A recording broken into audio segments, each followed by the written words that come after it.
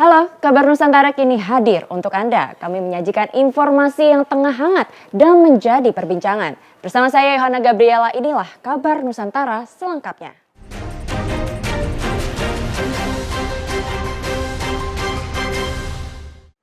Untuk mempercepat pulihnya industri seni, para seniman dan budayawan menjadi sasaran vaksinasi massal. Industri seni menjadi salah satu yang sangat terpukul akibat pandemi COVID-19.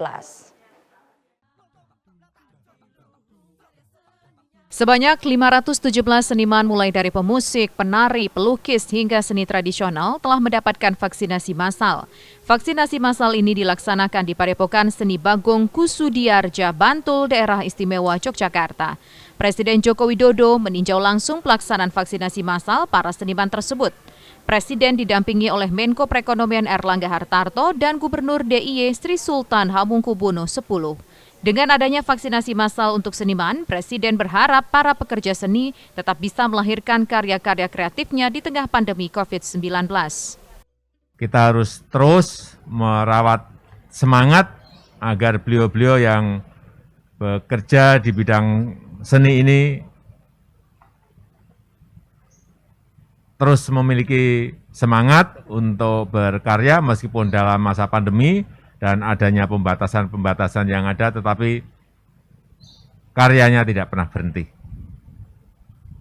Sehingga dengan vaksinasi kita harapkan para seniman, kerja seni semuanya bisa terlindungi dari COVID. Para seniman mengaku pandemi COVID-19 telah membuat industri seni terpuruk. Adanya pembatasan sosial selama pandemi membuat hampir seluruh aktivitas pertunjukan terpaksa dibatalkan dan sangat merugikan para pekerja seni. Dari Bantul, Yogyakarta, tim TV One mengabarkan. Irjen Napoleon Bonaparte dan Brigjen Prasetyo Utomo menjalani sidang putusan atau vonis di Pengadilan Tipikor Jakarta atas kasus dugaan suap penghapusan Red Notice Joko Chandra. Sidang terhadap dua petinggi Polri ini digelar secara terpisah. Brigjen Prasetyo Utomo divonis 3,5 tahun penjara, sementara Irjen Napoleon Bonaparte divonis 4 tahun penjara. Saudara terdakwa Mantan Karo-Karwas PPNS Bareskrim Polri Brigjen Prasetyo Utomo menjalani sidang terlebih dahulu. Sebelumnya, Brigjen Prasetyo dituntut 2 tahun 6 bulan penjara, denda 100 juta rupiah, subsidiar 6 bulan kurungan. Namun dalam putusannya, Majelis Hakim menjatuhkan vonis 3 tahun 6 bulan penjara, denda 100 juta subsidiar 6 bulan kurungan kepada Brigjen Prasetyo Utomo. Pada perkara nomor PDS 11 mengadili. 1. Menyatakan terdakwa Brigjen Pol Prasetyo Utomo SIK MSI telah terbukti secara sah dan meyakinkan bersalah melakukan tindak pidana korupsi secara bersama-sama sebagaimana dalam dakwaan alternatif pertama. 2. Menjatuhkan pidana oleh karenanya terhadap terdakwa dengan pidana penjara selama 3 tahun dan 6 bulan dan pidana denda sejumlah 100 juta rupiah dengan ketentuan apabila denda tersebut tidak dibayar maka diganti dengan pidana kurungan selama 6 bulan. Sementara itu, sidang vonis terhadap terdakwa mantan Kadif Hub Interpolri Irjen Napoleon Bonaparte juga digelar secara terpisah. Dalam dakwaan, baik Brigjen Prasetyo Utomo dan Irjen Napoleon Bonaparte terbukti bersalah menerima suap total 9,5 miliar rupiah dari Joko Chandra untuk penghapusan Red Notice.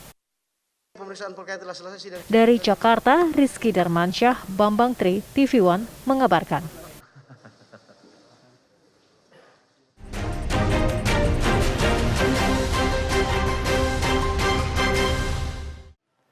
Seorang gadis cantik yang masih di bawah umur dikabarkan diculik orang tak dikenal. Ia diculik sepulang mengikuti bimbingan belajar. Korban juga sempat mengirimkan pesan singkat meminta tolong pada adiknya setelah dibawa seseorang menggunakan mobil.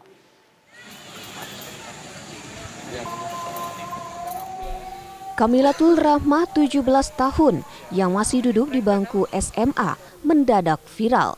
setelah dirinya diketahui diduga diculik orang tak dikenal di wilayah Jalan Terusan Pembangunan Garut, Jawa Barat. Usai mengikuti bimbingan belajar pada hari Minggu 7 Maret 2021 lalu.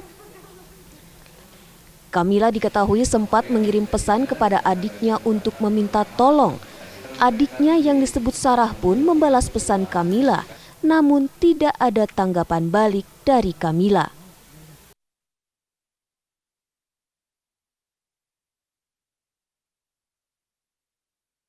Orang tua korban warga kampung Cibolerang, Desa Karangsari, Kecamatan Karangpawitan, Garut ini pun khawatir anak gadisnya masih belum ditemukan. Pihak keluarga juga sudah melakukan pencarian, namun hasilnya nihil dan berharap anaknya bisa cepat pulang dengan selamat. Anak Bapak sudah pulang atau belum, Pak? Sudah belum. Belum pulang. Sudah ditemukan atau sudah ada komunikasi seperti itu? Belum ada. Belum ada komunikasi belum, karena HP-nya mati. Upaya laporan ke polisi mencari sudah? Atos. Sudah. Kemana saja Bapak cari? Cari ke lingkungan terdekat aja di Garut, sampai ke Jalan Cilawu, Samarang, sampai Kamojang, Cibatu, Pak, kalau sampai Bandung. Pihak Sentra Pelayanan Kepolisian Terpadu atau SPKT Polres Garut juga telah menerima laporan kehilangan atas nama Kamilatul Rahmah. Orang tua korban resmi melaporkan anak hilang pada Selasa 9 Maret kemarin. Ini orang tuanya sudah konsul ke SPKT Polres Garut dan menyampaikan kronologisnya. Dalam hal ini kita membantu keluarga atau orang tua korban dengan jejak digital yang ada, kita membantu untuk pencarian anak tersebut. Upaya pencarian korban masih terus dilakukan pihak keluarga dari wilayah terdekat hingga terjauh keluar Jawa Barat.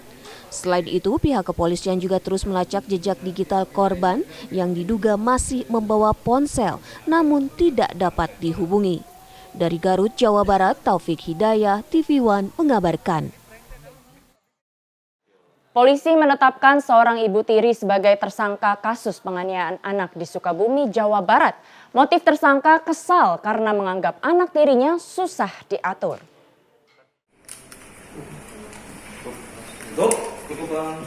Polisi menetapkan SS 21 tahun sebagai tersangka kasus penganiayaan bocah perempuan berusia 6 tahun. Tersangka merupakan ibu tiri korban. Sang anak mengalami luka bakar di tubuhnya dan patah tulang di kaki kirinya. Tersangka berdalih menyiksa anak tirinya karena kesal sang anak susah diatur. Tersangka sempat mengancam korban untuk tidak memberitahukan kasus penganiayaan ini kepada siapapun dengan sebuah golok. Beruntung korban diselamatkan oleh warga ketika mencoba kabur dari jendela kontrakan dengan cara merangkak. Dan saat ini korban tengah menjalani perawatan intensif. Bermain-main terus di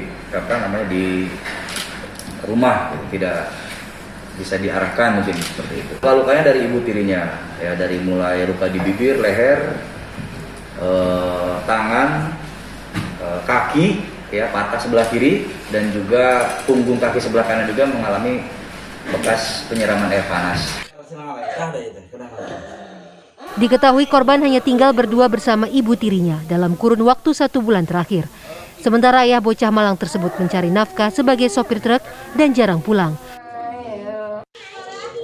Dari Sukabumi, Jawa Barat, Rizky Gustana, TV One mengabarkan. Seorang anak kecil dijambret oleh seorang pria di kawasan Duren Sawit, Jakarta Timur. Insiden tersebut berhasil terekam kamera CCTV.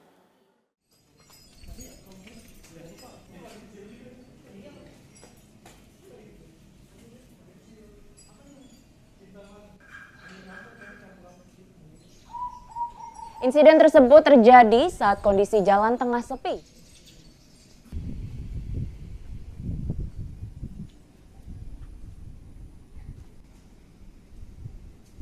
Tidak ada warga yang berusaha mencegah aksi penjambretan.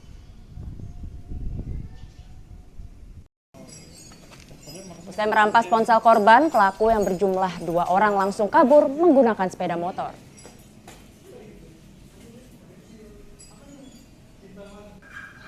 Saat ini kasus pencurian tersebut tengah ditangani oleh kepolisian.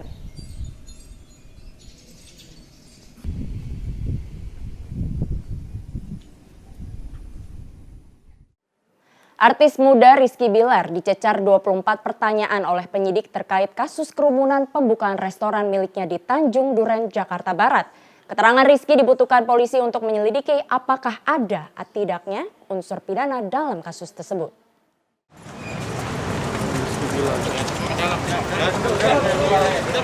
Rizky Bilar diperiksa oleh kepolisian Polsek Tanjung Duren terkait kerumunan pembukaan restoran miliknya di wilayah Tanjung Duren, Jakarta Barat Rabu kemarin. Ia diperiksa selama 1,5 jam dan dicecar 24 pertanyaan oleh petugas. Usai diperiksa, artis muda ini mengutarakan permintaan maaf kepada masyarakat soal insiden kerumunan yang terjadi di restoran miliknya. Menurutnya, saat acara pembukaan restoran pada akhir pekan lalu, ia telah mengimbau pihak manajemen untuk mematuhi protokol kesehatan. Namun, ia tak menyangka respon pengunjung begitu luar biasa saat pembukaan. Dengan sebagai saksi ataupun tersangka, ya. Dan ya untuk saya sendiri kemarin datang, saya sebagai owner datang untuk sesuai pembukaan usaha saya, persen usaha saya. Yang mana ya udah saya datang untuk potong pita, dan saya juga mengingatkan kepada manajemen sebelum saya datang, saya juga mengingatkan bahwa mematuhi protokol kesehatan. Dan saya tidak ada mengundang banyak orang, tidak ada mengundang orang. Dan ketika banyak orang yang datang itu di luar kuasa saya. Dan intinya saya juga mohon maaf pada warga sekitar atas keramaian terjadi, atas kerumunan terjadi, dan sekali lagi di luar kuasa saya. Saya tidak ada niat seperti itu. Saya datang sebagai owner. Ada peresmian cabang baru saya datang. Saya potong pita, mampir sebentar makan, langsung saya pulang. Sementara itu, Kapolsek Tanjung Duren Kompol Agung Wibowo menyatakan keterangan Rizky Bilar dibutuhkan untuk menyelidiki apakah ada unsur pidana atau tidak dengan sengaja mengundang kerumunan. Dari hasil keterangannya nanti coba akan kita lakukan gelar perkara hasil penyelidikan. Kira-kira ada dugaan pelanggaran nggak terhadap MB sendiri? Saya belum bisa memastikan ya Mas ya, karena itu nanti harus melalui proses gelar perkara dulu. Ya. Berapa lama? Berapa pertanyaan tadi? Pertanyaan ada 24. Sebelumnya, akhir pekan lalu, acara pembukaan restoran Raja C milik Rizky Bilar berujung dihentikan oleh Satpol PP karena mengundang banyak kerumunan di tengah pelaksanaan kebijakan PPKM Mikro di Jakarta. Dari Jakarta, Ong Suhirman, TV One mengabarkan.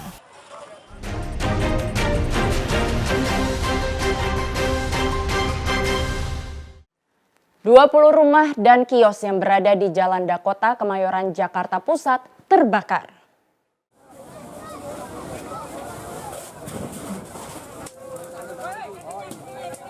Rumah dan kios yang berada di Jalan Dakota, Kemayoran, Jakarta Pusat terbakar. Api berkobar dan dengan cepat merambat, membakar rumah warga dan juga kios yang ada di lokasi ini. 17 mobil pemadam kebakaran yang dikerahkan untuk memadamkan api sempat kesulitan karena sulitnya akses masuk ke lokasi kebakaran dan banyaknya warga yang berkerumun. Api dapat dipadamkan 2 jam kemudian, tak ada korban jiwa dalam kejadian kebakaran ini. Ada dugaan kebakaran ini terjadi karena ledakan tabung gas dari kios las. Banjir melanda sejumlah wilayah Sulawesi Selatan. Banjir disebabkan sungai yang meluap akibat hujan deras. Hujan deras yang melanda Kepulauan Selayar dalam 2 hari terakhir menyebabkan 6 sungai yang berada di 5 kecamatan daratan di Kepulauan Selayar, Sulawesi Selatan meluap hingga menyebabkan banjir di permukiman warga serta merusak lahan perkebunan. Banjir juga merendam sejumlah ruas jalan kabupaten dengan ketinggian air mencapai 1 hingga 2 meter. Sejauh ini belum ada laporan korban jiwa maupun luka. Tim SAR gabungan terus melakukan pantauan dan siaga di titik rawan sebagai langkah antisipasi. Banjir juga melanda Kabupaten Goa, Sulawesi Selatan. Ratusan rumah di Kelurahan Mangurupi terendam banjir dengan ketinggian 1 meter. Jumlah ruas jalan juga terendam banjir hingga membuat sejumlah kendaraan yang melintas terpaksa harus didorong karena mogok. Petugas gabungan dari SAR, BPBD, dan polisi mengevakuasi warga yang terdampak banjir dengan menggunakan perahu karet. Hujan deras yang mengguyur selama 24 jam terakhir membuat sejumlah ruas jalan di Kota Makassar dikepung banjir. Banjir terjadi di Jalan Pangeran Partani serta Jalan Sultan Alauddin yang merupakan jalan poros nasional. Ketinggian air mencapai 20 hingga 50 cm yang mengakibatkan ruas jalan tersebut macet total. Kawasan yang terendam banjir diduga akibat dampak pembangunan jalan tol layang hingga sistem drainase yang buruk. Hujan deras juga mengguyur Kecamatan Bangkala, Kabupaten Jeneponto, Sulawesi Selatan, yang mengakibatkan Sungai Aluka meluap. Luapan air sungai merendam ratusan rumah warga yang berada di 2 kelurahan. Aktivitas warga pun lumpuh. Meski demikian, warga masih bertahan di rumah masing-masing dan enggan untuk mengungsi. Warga berharap agar pemerintah setempat meninggikan tanggul sungai agar air tidak masuk ke permukiman mereka. Tim TV One mengabarkan. Tebing setinggi 100 meter di Jalan Desa Bangbayang, Kecamatan Situraja, Kabupaten Sumedang, Jawa Barat, longsor.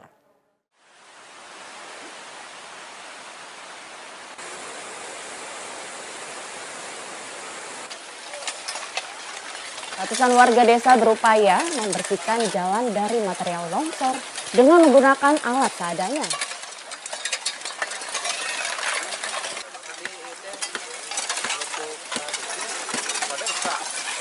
Jalan yang tertutup material tanah longsor mengakibatkan kendaraan tidak bisa melintas.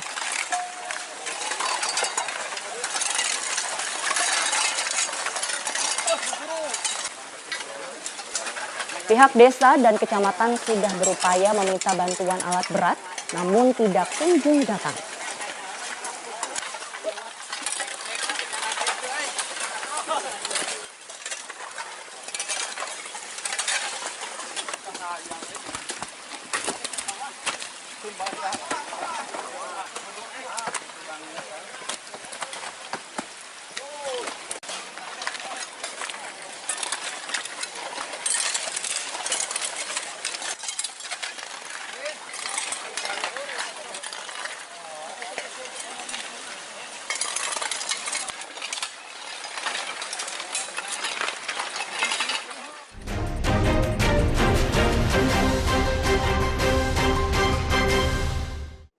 Dua buah granat nanas ditemukan di belakang sebuah rumah warga.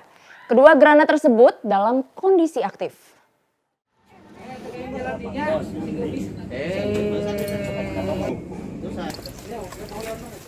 Warga Kampung Siluman, Kelurahan Setiaratu, Kecamatan Ciberem, Kota Tasikmalaya, Jawa Barat, dikejutkan dengan penemuan dua buah granat nanas yang masih aktif. Granat itu ditemukan seorang warga yang sedang membersihkan rumput kolam ikan di belakang rumah. Polisi yang mendapatkan laporan dari warga langsung mendatangi lokasi.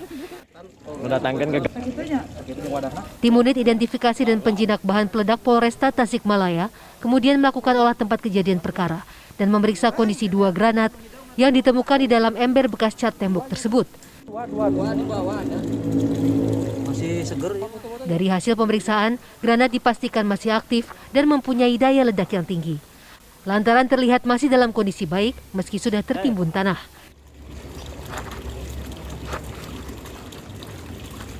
Kemungkinan kemudian pemiliknya tadinya itu untuk diamankan di belakang. Di tempat itu diperkirakan tempat yang sudah aman karena di belakang sekali dan ditanam, dimasukkan ke dalam wadah cat yang 1 kiloan itu dimasukkan dua granat tersebut.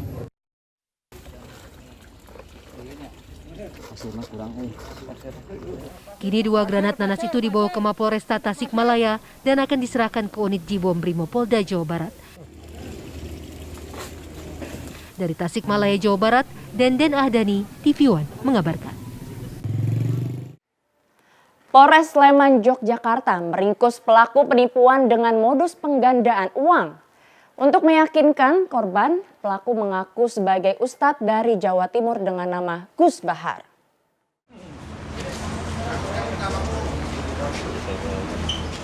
Satuan Reserse Kriminal Polres Sleman membongkar praktik penipuan dengan modus penggandaan uang. Polisi menangkap seorang pelaku berinisial MH, warga Jawa Timur. Dalam menjalankan aksinya, tersangka mengaku sebagai ustadz dengan nama Gus Bahar. Tersangka menjanjikan akan menggandakan uang hingga 220 kali lipat, dari 10 juta menjadi 2,2 miliar rupiah. Setelah menyetor uang, korban diminta menyiapkan ruangan khusus beserta perlengkapan untuk ritual. Namun hingga waktu yang telah disepakati, pelaku tak kunjung datang. Ustadznya ini hanya sebagai samaran saja. Yang bersangkutan itu bukan ulama. Jadi yang bersangkutan itu mengaku ulama biar orang masyarakat itu percaya. Itulah cara yang bersangkutan untuk menipu korban itu seperti itu. Tapi kalau untuk kesehariannya ya biasa, dia lontang-lantung saja nyari korban. Tersangka mengaku nekat menjadi ustadz pengganda uang karena menganggur dan tidak punya penghasilan. Sementara uang hasil penipuan dipakai untuk bersenang-senang. Untuk hari-harian saya di sini. Nah, terus selain itu untuk apa uangnya kamu habisin buat apa? Terus buat senang-senang. Nah, kamu ngaku atau cara kamu membuat percaya korban itu gimana? Meyakinkan. Dari tangan pelaku, polisi menyita barang bukti pakaian tersangka, peci dan telepon genggam. Sementara uang hasil penipuan telah habis. Tersangka dijerat pasal 378 KUHP dengan ancaman 4 tahun penjara.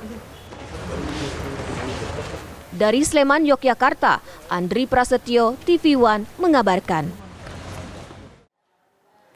Kasus koreksi atau penggantian status gender seperti yang dialami Serda Aprilia Manganang beberapa kali terjadi. Seperti yang terjadi di Surabaya, permohonan penggantian status gender dikabulkan pengadilan setelah ada pembuktian secara medis.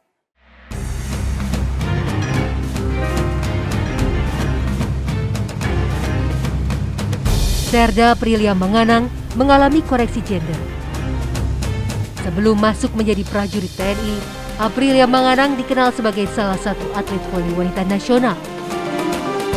Aprilia menjadi salah satu tumpuan timnas voli wanita di Asian Games lalu.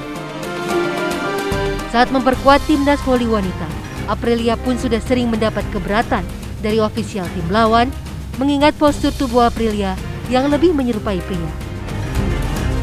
Namun kemarin, Kepala Staf Angkatan Darat Jenderal Andika Perkasa mengumumkan setelah menjalani tes medis menyeluruh, Aprilia dinyatakan sebagai pria. Seseorang yang kemudian diberi nama Aprilia Manganang tidak seberuntung kita semua.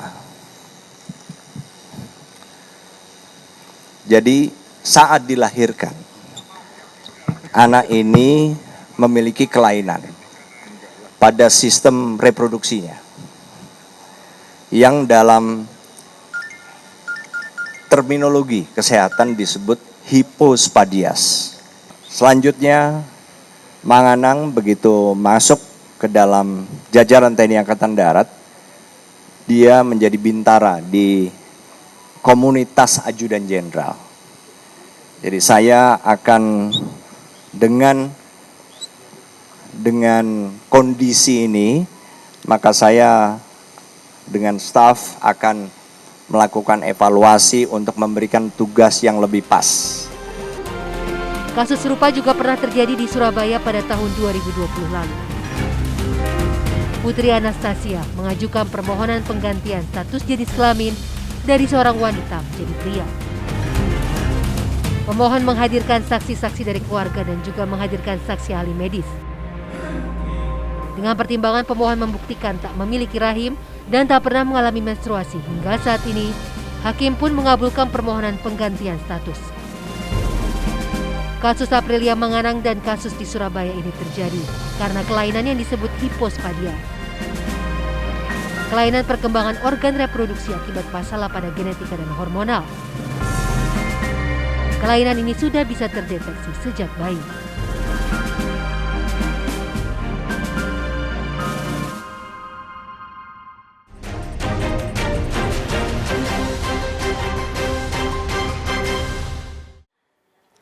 Komisi 9 DPR RI menggelar rapat dengar pendapat membahas perkembangan pembuatan vaksin dalam negeri. Salah satu yang diundang dalam RDP ini adalah mantan Menteri Kesehatan Terawan Agus Putranto yang saat ini tengah mengembangkan vaksin Nusantara untuk melawan COVID-19. Bapak Menteri Profesor dan anggota Komisi 9 DPR Tuhan Yang Maha Kuasa yang selalu untuk itu kita Wakil Menteri Kesehatan, Kepala BPOM, Menteri Riset dan Teknologi yang juga hadir dalam rapat dengar pendapat ini memaparkan di depan anggota Komisi 9 DPR mengenai proses dan kendala yang dihadapi dalam pembuatan vaksin merah putih. Terawan Agus Putranto yang merupakan inisiator vaksin Nusantara juga turut memaparkan perkembangan vaksin Nusantara yang saat ini masih dalam tahap menunggu hasil uji klinis tahap pertama di RSUP Dr. Karyadi Semarang. Melibatkan pembiayaan masuk ke dalam fase 1 dan 3 Advance, IP, Universitas Indonesia, Universitas Gadjah Mada, ITB, masing bisa. Menurut Terawan, vaksin Nusantara menggunakan metode sel dendritik yang diyakini aman karena metodenya menggunakan sumber dari darah pasien sendiri. Evaluasi oleh tim ini, tahap awal tersebut akan mempunyai tingkat manufacturing yang mudah dan dapat diproduksi oleh vaksin merah putih ini berdasarkan evidence base yang bisa dipertanggungjawabkan. Mengemukakan sejumlah catatan mengenai vaksin Nusantara saat rapat dengar pendapat dengan Komisi 9 DPR RI digelar. Salah satunya adalah mengenai perbedaan data dari peneliti yang diterima BPOM dengan data yang disampaikan dalam RDP. Selain itu, BPOM juga memberikan catatan mengenai tidak konsistennya antara Komite Etik dan tempat uji klinis tahap pertama dilakukan. Dalam RDP ini, Wakil Ketua Komisi 9, Melki Lakalena pun meminta BPOM memaparkan data apa saja yang berbeda. Dengan adaptive trial untuk mengakomodir kebutuhan percepatan penjadian vaksin dapat diterapkan dalam kondisi pandemik dengan ketentuan. Pada tahap sebelumnya, uji klinik fase berikutnya dilaksanakan sudah menunjukkan hasil positif vaksin, memberikan gambaran potensi pembentukan antibodi dalam waktu yang cepat dan menunjukkan data keamanan. Saya hanya memberikan komentar bahwa data yang diberikan tadi tidak sama dengan data yang diberikan pada Badan POM. Dan kami sudah melakukan evaluasi dan mengirim surat pada tim peneliti. Oke, tujuan penelitian primernya adalah Bu Penny, karena sudah menyangkut tentang data juga, Bu Penny izin untuk melalui ketua. Ya, silakan. Jadi karena menyangkut soal data juga, biar kita clear semua nanti di sini. Nanti data yang berbeda itu dipaparin lagi ya, biar kita bisa cek nih. Jadi jangan lagi ditunda karena kalau begini terus nanti ini kita tidak bisa menjalankan tugas kami. Informasi tadi menutup kabar Nusantara hari ini. Saya Yohana Gabriela, terima kasih dan sampai jumpa.